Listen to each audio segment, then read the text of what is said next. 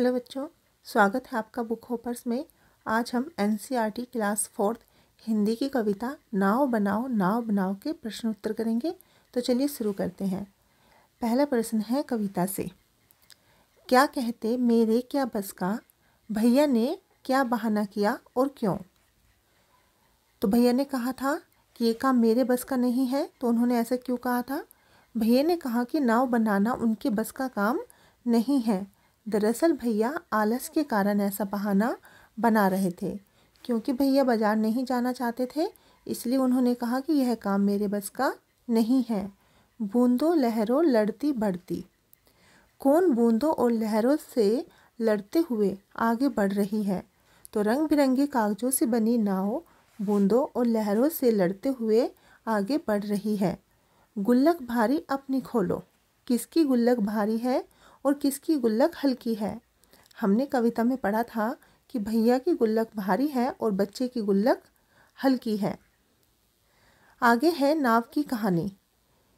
एक बार फिर से कविता पढ़ो। इस कविता में एक नाव के बनने और पानी में सफ़र करने की कहानी छिपी है। मान लो तुम ही वह नाव हो। अब अपनी कहानी सबको सुनाओ। शुरुआत हम कर देते हैं। तो आपको क्या करना है? आपको अपने आप को एक नाव समझना है और उसी की तरह सोचते हुए आपको यहाँ पर एक कहानी लिखनी है। शुरुआत इस कहानी की है। मैं एक नाव हूँ, मैं कागज़ से बनी हूँ, मुझे एक लड़के ने बनाया, उसका नाम तो मुझे नहीं पता, पर से आगे की कहानी आपको लिखनी है। जो भी कहानी आपको अच्छी लगे या फिर जो भी आप कहानी एक नाव की तरह सोच सको, वही कहानी आपको यहाँ पर लिखनी है। मुझे देखकर वह प्रसन्न हो गया, उसने मुझे बहते पानी में तैरा दिया। मैं पानी की लहरों के साथ आगे बढ़ती जा रही थी। लड़का खुशी से चिल्ला रहा था। उसने मुझे बनाने में रंग बिरंगे चमकीले कागजों का इस्तेमाल किया था। सचमुच मैं बहुत सुंदर लग रही थी। इससे ज़्यादा आपको लिखनी हो तो आप इससे ज़्यादा भी कहानी यहाँ पर लिख सकते हैं। आगे है आहा बारिश। तुमने बरसात पर पहले भी कभी कोई कविता या लोकगीत सुना होगा, उसे नीचे दी गई जगह में लिखो। तो कोई भी कहानी, कोई भी लोकगीत जो आपने बरसात के बारे में सुना है वो आपको यहाँ पर लिखना है। जैसे वर्षा आई, रिमझिम वर्षा आई, घने काले बादल आए, उमड़ घुमड़ कर नभ पर छाए, मोर नाचने लगे मस्त हो, मेंढक ने भी गीत सुनाए, नभ बिजली लगी चमकने, सौंधी धरती लगी महकने, रंग बिरंगी नाव चल पड़ी, चंचल सी लहरों पर बहने, धरती पर थी हरियाली छाई, रिमझिम वर्षा आई। कोई भी कविता आप यहाँ पर लिख सकते हैं। इस कविता को पढ़ते समय तुम्हारे मन में कई चित्र आए होंगे, उनके बारे में बताओ या उनका चित्र बनाओ। तो आपने जब ये कविता पढ़ी, नाव की कविता है, तो आपके मन में जो भी चित्र आए, जो बारिश का चित्र आपके मन में आया, तैरती हुई नाव का चित्र आपके मन में आया, वो चित्र आपको यहाँ पे बनाना है। नहीं तो उसके बारे में आप यहाँ पर लिख सकते हैं। आगे है सचमुच। पानी सचमुच खूब पड़ेगा। सचमुच का इस्तेमाल करते हुए तुम भी दो वाक्य बनाओ। तो कोई भी दो वाक्य आप यहाँ पर बना सकते हैं। जैसे सचमुच बादल घिर आए हैं, सचमुच पानी जमकर बरसा। आपको दो वाक्य यहाँ पर लिखने हैं। आगे है सात समंदर। घिर घिर कर बादल छाया है, सात समंदर भर लाया है। पता करो सात समुंदर कौन कौन से होंगे जिनसे बादल पानी भर कर लाया है। तो आपको सात समंदर के नाम यहाँ पे लिखने हैं। जैसे हिंद महासागर, प्रशांत महासागर, अटलांटिक महासागर, उत्तरी ध्रुव महासागर, दक्षिणी ध्रुव महासागर, अरब सागर और बंगाल की खाड़ी। ये सात समुद्र के नाम आप यहाँ पर लिख सकते हैं। क्या सचमुच बारिश के बादल समुद्र से पानी लाते हैं? वे इतना सारा पानी कैसे लाते होंगे? आपस में बातचीत करके पता करो। तुम इस काम में किसी बड़े की या फिर किताब की मदद भी ले सकते हो। तो जो बादल होते हैं वो सचमुच में समुद्र से ही पानी लाते हैं।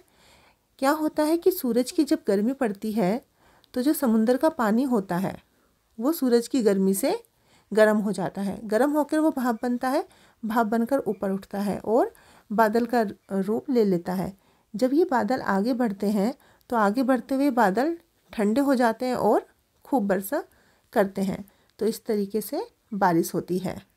तो आप इसका उत्तर लिख सकते हैं। हाँ, बारिश के बादल सचमुच समुंदर से पानी लाते हैं। सूरज की गर्मी से समुंदर का पानी भाप बनकर आकाश में चला जाता है। वहाँ इकट्ठी हुई भाप धीरे धीरे ठंडी होकर पानी की बूंदों की शक्ल ले लेती है।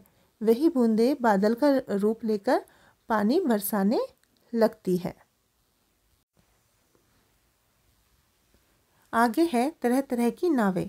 तुम कागज़ से कितनी तरह की नाव बना सकते हो? बनाकर कक्षा में दिखाओ। उनमें से किसी एक के बारे में लिखकर बताओ कि तुमने वह कैसे बनाई। तो आप कितनी तरह की नाव बना सकते हो? कोई भी नाव एक बनाइए और अपनी क्लास में उसके बारे में बताइए। आगे है आई बरसात। बरसात के दिनों में अक्सर घरों के दरवाजे और खिड़कियों से पानी की बौछारें आ जाती है। कभी कभी छत से पानी टपकता है, सीलन भी आ जाती है।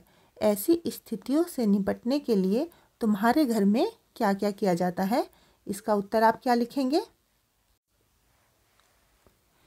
जब हमारे घर के दरवाजे और खिड़कियों से पानी की बौछारें आती हैं, तब हम सारे दरवाजे खिड़कियां बंद कर देते हैं। जब छत से पानी टपकता है, प्लास्टिक बिछा दिया जाता है। बाद में टपकने वाली या सीलन वाली जगह की मरम्मत कराई जाती है। आपने देखा होगा कि जब बहुत ज़्यादा बारिश होती है, जब कई दिन तक बारिश होती रहती है, तो अक्सर घरों में सीलन आ जाती है और जो पुराने घर होते हैं वहाँ से पानी भी टपकने लग जाता है। तो ऐसी जगह पे बाद में मरम्मत कराई जाती है। वही बातें आपको यहाँ पर लिखनी है। बारिश के मौसम में गलियों और सड़कों पर भी पानी भर जाता है। तुम्हारे मोहल्ले और घर के आसपास बारिश आने पर क्या क्या होता है, बताओ। हमारे मोहल्ले और घर के आसपास बाहर जाने पर सारी गलियां पानी से भर जाती हैं और थोड़ी देर में पानी सीवर में बह जाता है। जिस समय तेज़ बारिश होती है उस समय गलियों में अक्सर पानी भर जाता है, लेकिन वो पानी थोड़ी देर में ही वहाँ से चला जाता है, सीवर में वो पानी बह जाता है। आगे है काम वाले शब्द। पिछले साल रिमझिम में तुमने पढ़ा था कि बनाना काम वाला शब्द होता है। काम वाले शब्दों को क्रिया कहते हैं। इस कविता में ढेर सारी क्रियाएं या काम वाले शब्द आए हैं, उन्हें छांटो और नीचे लिखो। काम वाले शब्द कौन से होते हैं? ऐसे शब्द जिन शब्दों से किसी काम के करने या होने का पता चलता है, उन्हें हम काम वाले शब्द कहते हैं और उन्हें क्रिया भी कहा जाता है। तो इस कविता में कौन कौन से काम वाले शब्द आए हैं? जैसे आना, घिरना, छाना, लाना, पढ़ना, भरना, धरना, लहराना, खोलना, टटोलना, चलाना, अड़ना, लड़ना, बढ़ना, गढ़ना और हरसाना। तो ये शब्द जो हैं ये काम वाले शब्द हैं जो कि इस कविता में आए हैं। तुमने जो क्रियाएं छांटी हैं वर्णमाला के हिसाब से उनके आगे 1, 2, 3 आदि लिखकर उन्हें कर्म से लगाओ। तो वर्णमाला में आपने देखा होगा कि वर्णमाला में सबसे पहले आ, फिर आ, ई, उ, इस तरह से जो वर्ण आते हैं, जो अक्षर आते हैं, उसी के अनुसार हमें इन शब्दों को लगाना है। जैसे सबसे पहले आएगा अड़ना, उसके बाद आना, फिर खोलना, फिर गढ़ना, फिर घिरना, फिर चलाना, छाना, टटोलना, धरना, पढ़ना, बढ़ना, भरना, लड़ना, लहराना, लाना, हरसाना। तो इस तरह से आप इनको वर्णमाला के हिसाब से लगा सकते हैं। और इसी के साथ में जो हमारी ये कविता है इसके प्रश्न उत्तर खत्म होते हैं। आशा करती हूँ कि आपको ये कविता अच्छे से समझ में आ गई होगी। आपको वीडियो अच्छी लगी हो तो वीडियो को लाइक करना और चैनल को सब्सक्राइब करना। ओके बच्चों, बाय।